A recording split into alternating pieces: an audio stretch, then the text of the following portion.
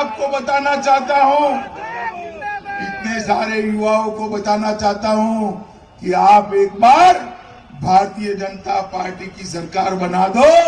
12वीं पास कर जो भी इंटर में एडमिशन लेगा उसको लैपटॉप और स्मार्टफोन देने का काम ये भारतीय जनता पार्टी। और दूध न देने वाले पशुओं का उनको गोबर बेच करके भी कमाई का एक नया विकल्प हम पूरे उत्तर प्रदेश में देने जा रहे हैं। बूढ़ा पशु भी किसान को, पशुपालक को आय कराएगा। सभी साथियों को नमस्कार। उम्मीद करता हूं आप सभी लोग स्वस्थ होंगे, प्रसन्न होंगे और आपके परिवार में भी सब कुशल मंगल होगा। चुनाव का माहौल है और काफ़ी समय बाद मैं आप लोगों के बीच आज आया हूं कुछ नए मुद्दे लेकर, कुछ नई बातें लेकर, कुछ पुरानी बातों पे चर्चा करेंगे। यूपी चुनाव में थोड़ा सा व्यस्त था। 3 फेज के चुनाव हो चुके हैं और तीनों फेजों के जो चुनाव हैं, उत्तर प्रदेश की बात की जाए उसमें, और पंजाब का चुनाव हो चुका है, उत्तराखंड का चुनाव हो चुका है, गोवा का चुनाव हो चुका है। तो लगभग देखा जाए तो आधे से ज़्यादा जो चुनाव का पूरा समर था, आधे से ज़्यादा समर निकल चुका है और इसमें कई चीज़ें देखने को मिल रही हैं।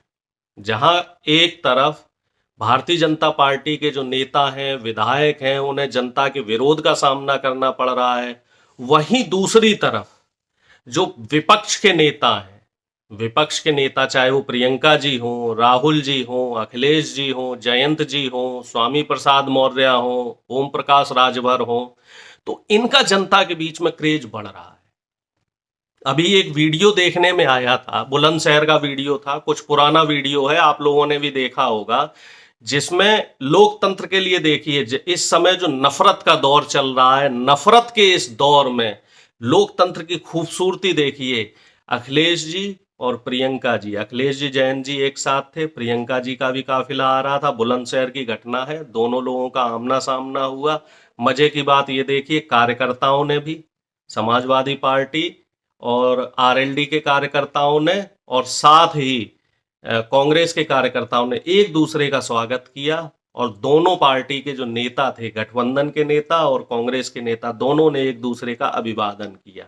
तो एक तरफ तो ये लोकतंत्र है और दूसरा कल का एक वीडियो देखने में आया जिसमें प्रियंका गांधी जी चौथे फेज के लिए रैली करके, हरदोई से रैली करके वापस आ रही थी और उन्हें भारतीय जनता पार्टी के लोग देखने, जहां एक तरफ प्रियंका जी अपनी रैली कंप्लीट करके आ रही थी, भारतीय जनता पार्टी के कुछ कार्यकर्ता उन्हें मिले और कार्यकर्ताओं ने प्रियंका जी को घेर लिया, प्रियंका जी से ब्रेसलेट ले रहे थे, प्रियंका जी का अभिवादन कर रहे थे, प्रियंका जी से चुनाव सामग्री ले रहे थे। तो ये भी देखने वाली बात है कि जनता जो है अब नफरत की राजनीति से दूर आ रही है। जनता को अब नफरत की राजनीति नहीं चाहिए, जनता को हिंदू मुस्लिम नहीं चाहिए, जनता को SC ST OBC जनरल नहीं चाहिए।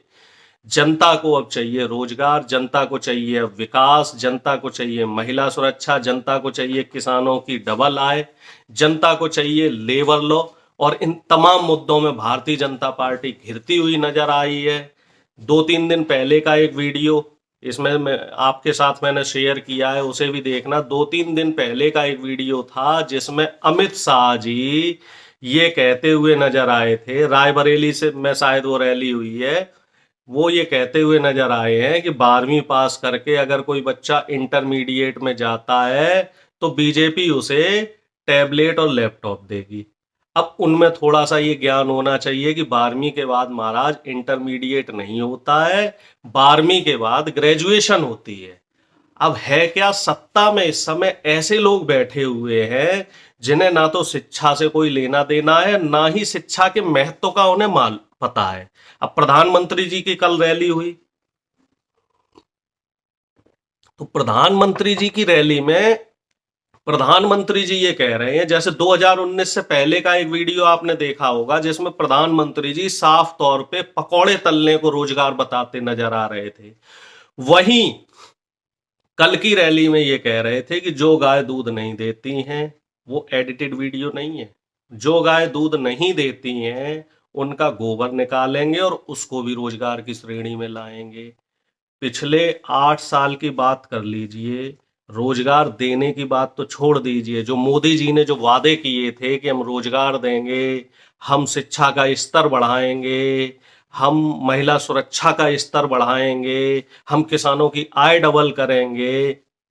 मैं पिछले 8 साल के आंकड़ों की बात कर रहा हूं। पिछले 8 साल में रोजगार की अगर बात की जाए तो बेरोजगारी दर सन 2013 में 2.3% थी, जो कि अब बढ़ के 2.3% बेरोजगारी दर थी, जो अब बढ़ के 4.9% हो रही है। साफ तौर पे देखने में आ रहा है कि बेरोजगारी दोगुनी हो गई है। अगर हम उत्तर प्रदेश की बात करें तो उत्तर प्रदेश में इस समय युवाओं की जनसंख्या बहुत ज्यादा है। 24 करोड़ से ज्यादा उत्तर प्रदेश की जनसंख्या है और इसमें 62% या 63% से ज्यादा युवा है। और दुर्भाग्य देखिए, हर 100 में से 62 युवा, यानी कि मोर देन 60%, 60% से ज्यादा युवा बेरोजगार है। अगर इस पे आप भारतीय जनता पार्टी के नेताओं से सवाल करेंगे, इस पे आप प्रधानमंत्री जी से सवाल करेंगे, इस पे आप मुख्यमंत्री जी से सवाल करेंगे, इस पे आप गृह मंत्री जी से सवाल करेंगे, तो तमाम जो नेता है वो ये कहते हुए नजर आते हैं कि युवा जो है वो योग्य नहीं है। अब युवा योग्य क्यों नहीं है? क्योंकि शिक्षा का स्तर किसने गिराया? पिछले 8 साल से आप सत्ता में हैं, तो शिक्षा का स्तर किसने गिराया? भारतीय जनता पार्टी ने। पहले शिक्षा का स्तर गिराया, पहले लॉकडाउन लगाया, ठीक है। लॉकडाउन लगने से अभी क्या हुआ है, 2 साल में शिक्षा का स्तर बहुत गिर गया है। उत्तर प्रदेश या पूरे देश की आबादी की अगर हम बात करें तो लगभग 70% जो जनता है वो अभी भी ग्रामीण इलाके में रह रही है। और जो इन्होंने ऑनलाइन क्लासेस का जो शिगुफा छोड़ा था वो पूरी तरीके से धराशायी हो चुका है। ये बताइए, जब संसद चल सकती है, जब सारी सरकारी मशीनरी चल सकती है, तो विद्यालय क्यों नहीं चल सकते? सोशल डिस्टेंसिंग का पालन करके आप विद्यालय शुरू कर सकते थे। आपकी नीयत अगर ठीक होती तो आप इस काम को कर सकते थे। लेकिन मुद्दा यह है कि युवाओं को शिक्षा से दूर रखना है। मुद्दा यह है कि आप अपनी जो सामंतवादी सोच है उसको कहां लेके जाएंगे। मुद्दा यह है गरीब का बच्चा ना पढ़ पाए। इनके लिए एजेंडा ये है कि गरीब का बच्चा ना पढ़ पाए, आम आदमी का बच्चा ना पढ़ पाए। इसी वजह से ये पिछले 2 सालों में शिक्षा को कमजोर करते हुए नजर आए हैं। अब अगर हम बात करें बजट की, कमजोर, इस पे एक और जो मेरी बात है उसको बल यहां से और मिलेगा कि कम क्यों करते नजर आए। शिक्षा का बजट आपको बढ़ाना चाहिए, हेल्थ का बजट आपको बढ़ाना चाहिए, मनरेगा का बजट आपको बढ़ाना चाहिए, किसानों का लिए बजट आपको बढ़ाना चाहिए। लेकिन आपने बजट किसका बढ़ाया? आपने छूट किसको दी? शिक्षा का बजट आपने कम कर दिया, हेल्थ का बजट आपने ये कह के कम कर दिया कि अब कोविड के वैक्सीन नहीं लग रहे हैं तो साहब हेल्थ बजट कम कर दो। जबकि पिछले 2 साल 3 साल में ये देखने में आया है कि हर जगह अस्पतालों में बदहाली देखने को मिली। तमाम जो सरकारी अस्पताल हैं, सरकारी अस्पतालों में डॉक्टर नहीं है, नर्सेज नहीं है, फैसिलिटी नहीं है, दवाएं नहीं है, इक्विपमेंट्स नहीं है। तो इस पे बात कौन करेगा? इसके लिए सरकार, मतलब जो दुनिया भर का टैक्स ले रही है हमसे, लूट खसोट कर रही है। 18% टैक्स दे रहे हैं हम, 28% हम जीएसटी के नाम पे हर साधन संसाधन में जो टैक्स दे रहे हैं, तो वो टैक्स का पैसा कहाँ जा रहा है? अब बीजेपी के कुछ लोगों से बात करो तो कह रहे बेहतरीन इंफ्रास्ट्रक्चर बन रहा है, रोड बन रही है, ये बन रहा है, वो बन रहा है। तो रोड के लिए बताओ, कोई आदमी कार खरीदता है, मोटरसाइकिल खरीदता है, रोड टैक्स नहीं देता? देता है। रोड टैक्स भी दे रहा है और टोल टैक्स भी दे रहा है। 100 किलोमीटर चलना है तो टोल टैक्स 50 रुपए देना पड़ेगा, 200 किलोमीटर चलना है तो टोल टैक्स 400 रुपए देना पड़ेगा। आगरा लखनऊ एक्सप्रेस वे, इसकी डिस्टेंस 165 किलोमीटर है और टोल कितना लगता है? 430 रुपए। लखनऊ एक्सप्रेस वे डिस्टेंस कितनी है? 300 किलोमीटर के लगभग। टोल कितना लगता है? 600 रुपए से ज्यादा। 1 किलोमीटर पे 2 रुपए का टोल ले रहे हैं। अब बताओ गरीब आदमी रोड पे चल सकता है? नहीं चल सकता। इस समय महंगाई दर देख लीजिए, गरीब आदमी खाना खा सकता है? नहीं खा सकता है। आम जो आम जरूरत का जो सामान है उसकी आप बात कर लीजिए तो 2 गुना, 2.5 गुना, 3 गुना तो इनके दाम हो रखे हैं।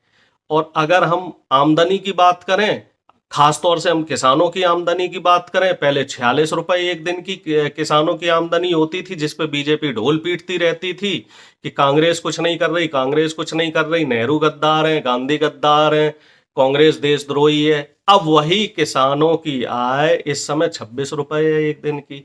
अब क्या है साहब, अब मोदी जी देशभक्त हैं, अब योगी जी देशभक्त हैं, अब अमित शाह जी देशभक्त हैं, अब भारतीय जनता पार्टी देशभक्त है। क्यों देशभक्त है? क्योंकि मुसलमान शांत हैं। उत्तर प्रदेश में सारे मुद्दे फेल हो गए, सब जगह ये विफल हो गए, इनका विकास का मुद्दा फेल हो चुका है, विकास का मॉडल फेल हो चुका, रोजगार का मॉडल फेल हो चुका, सब कुछ फेल हो गया। तो फिर ये हिंदू मुस्लिम पे आ गए, इस बार हिजाब कंट्रोवर्सी छेड़ दी। 2017 के चुनाव से पहले शमशान कब्रिस्तान छेड़ दिया था, 19 के चुनाव से पहले ट्रिपल तलाक छेड़ दिया था। ये बताइए, आप जब चुनाव में आए, आप जब सत्ता में आए 2014 में, तो सत्ता में आपके लिए मुद्दे क्या थे? रोजगार मुद्दा था कि 2 करोड़ रोजगार देंगे साहब, किसानों की आय डबल कर देंगे साहब, महंगाई कम कर देंगे, डीजल पेट्रोल 25-30 रुपए कर देंगे साहब, महिलाओं की सुरक्षा की सुनिश्चित करेंगे साहब। महिलाओं की सुरक्षा कहाँ गई साहब? 2013 में 33,000 रेप की घटनाएं होती थी हर साल, अब वो बढ़ के 41,000 हो गई। ये आपकी महिला सुरक्षा है। किसानों की आय की मैं आपसे बात कर चुका हूँ, डीएपी के दाम बढ़ चुके हैं, बिजली के दाम उत्तर प्रदेश में सबसे ज्यादा बढ़ा दिए। तो तमाम मुद्दे हैं, सब पे फेल हो गए तो हिजाब पे आ गए। अब प्रधानमंत्री जी गोबर पे आ गए, पहले पकौड़े तलवा दिए, अब गोबर तलवा रहे हैं, गोबर बिकवा रहे हैं, सॉरी। तो इन चीजों से आपको क्या लग रहा है? हमारे देश की जनता मूर्ख है? देखिए, ऐसा है, झूठ और जो फरेब है वो आप 1 बार, 2 बार, 3 बार जनता के साथ कर सकते हैं, बार बार ये चीजें नहीं चल पाती हैं। और इस बार का जो चुनाव हो रहा है, ये जो 3 चरण का, अगर हम उत्तर प्रदेश की बात करें तो तीनों चरण के चुनाव में जनता ने भारतीय जनता पार्टी को सिरे से नकार दिया, क्योंकि तमाम मुद्दों पे ये फेल हो गए। ये हेट पॉलिटिक्स कर रहे हैं। हेट पॉलिटिक्स एक लिमिट तक तो चल सकती है, नफरत की राजनीति उस लिमिट के बाद नहीं चल सकती। ये देश जो है वो गांधीवादी विचारधारा का देश है। ये देश आपसी भाईचारे से रहने वालों का देश है। नफरत किसी भी समस्या का समाधान नहीं है। पंजाब में भी आपने देखा, अमित मालवीय हो चाहे कोई भी बीजेपी का हो, चन्नी साहब का वो एडिटेड वीडियो वायरल कर रहा है कि यूपी बिहार वालों की पंजाब में जगह नहीं है। अरे चन्नी साहब ने तो ये कहा था कि जो पन्ना प्रमुख उत्तर प्रदेश बिहार से भारतीय जनता पार्टी छोड़ रही है यहाँ पे, उनकी जगह नहीं है। आप एडिटेड करके वीडियो चला रहे। जनता मूर्ख है क्या? सोशल मीडिया का जमाना है। किसान आंदोलन को आपने बदनाम करने की पूरी कोशिश करी, लेकिन किसान आंदोलन बदनाम हुआ नहीं हुआ। मेन स्ट्रीम मीडिया पे सोशल मीडिया की जीत हुई। तो अब दौर बदल चुका है, अब जमाना बदल चुका है, टेक्नोलॉजी का जमाना है और जनता अब समझदार हो चुकी है। ट्विटर हो, फेसबुक हो, इंस्टाग्राम है, कोई भी सोशल मीडिया का माध्यम हो, जनता अवेयर हो चुकी है, जनता जागरूक हो चुकी है। चीजों को जनता समझती है कि क्या चीज जेन्युइन है, क्या चीज सत्य है और क्या चीज एडिटेड की हुई है। तो मैं अपनी बातों को यहीं खत्म करूंगा। हालांकि बहुत सारे मुद्दे हैं, बहुत सारी बातें हैं, लेकिन अब समय समय पे आपके साथ इन सब पे चर्चा करता रहूंगा। और कुल मिला जुला के आज चौथे चरण का मतदान है, समझदारी से वोट करना। आज लखीमपुर खीरी में भी मतदान है, तो एक बार वो मंजर याद कर लेना, कैसे गृह राज्य मंत्री अजय टैनी के पुत्र ने किसानों को गाजर मूली की तरह रौंदा था। और हाँ, वो टैनी जमानत पे रिहा है। आज उन्नाव में भी चुनाव है, तो वो रेप पीड़िता की मां को भी ध्यान रखना, कैसे उस रेप पीड़िता के पूरे परिवार को कुलदीप सेंगर जैसे हत्यारे ने बलात्कार किया उस बेटी के साथ और पूरे परिवार को मरवा दिया। तो ये चीजें ध्यान रखनी है और इन्हीं चीजों को ध्यान रख के वोटिंग करनी है। भावनाओं में मत बहना, हिंदू मुस्लिम और ये सांप्रदायिकता में मत जाना, मुद्दों पे वोट करना, ईमानदार प्रत्याशी को वोट करना। और हाँ, 167 क्रिमिनल्स इसमें चुनाव लड़ रहे हैं। टोटल 167 क्रिमिनल्स इस बार चुनाव लड़ रहे हैं, जिसमें सबसे ज्यादा 99 क्रिमिनल्स भारतीय जनता पार्टी चुनाव लड़ा रही है। और अगर प्रत्याशियों की बात की जाए तो लगभग 37% प्रत्याशी इस चौथे चरण में भारतीय जनता पार्टी के 37% प्रत्याशी ऐसे हैं जिन पे आपराधिक मामले दर्ज हैं। तो इनकी मनोदशा समझिए, इनकी मनसा समझिए, इनकी नीयत समझिए। ये देश को तोड़ना चाहते हैं, आम आदमी को कमजोर करना चाहते हैं, गरीब को और गरीब करना चाहते हैं, महिलाओं का शोषण बढ़ाएंगे ये। अगर इनकी सरकार आती है तो आप समझ लेना कि बहन बेटियां घर से बाहर नहीं निकल पाएंगी। इनकी सरकार दोबारा आती है उत्तर प्रदेश में तो आप समझ लेना किसान बदहाल हो जाएगा, भूखों मरेगा किसान। और मजदूरी तो खत्म ही कर देंगे। ये गुलामी लाना चाह रहे हैं, देश को फिर से गुलाम बनाना चाह रहे हैं। तो लोकतंत्र को बचाने के लिए, प्रजातंत्र को बचाने के लिए, संविधान को बचाने के लिए, आम आदमी के अधिकार को बचाने के लिए, युवाओं की रोजगार को बचाने के लिए, युवाओं के बेहतर भविष्य को बचाने के लिए समझदारी से वोट करें। और अगर मेरा ये वीडियो आपको अच्छा लगा हो, मेरी बात आपको पसंद आई हो, तो इस वीडियो को लाइक करें, शेयर करें, मेरे चैनल को सब्सक्राइब करें। आप अपनी कोई बात मेरे जरिए कहना चाहते हैं, कहलवाना चाहते हैं, लोगों तक पहुंचाना चाहते हैं, तो कमेंट बॉक्स में आप अपना मुद्दा रख सकते हैं, या मेरा जो व्हाट्सएप नंबर है वो आपको मिल जाएगा। व्हाट्सएप नंबर पे आप अपना मुद्दा मुझे भेज सकते हैं। मेरी बात को सुनने के लिए आपका बहुत बहुत धन्यवाद। आपका दिन शुभ रहे, और संविधान को बचाना है।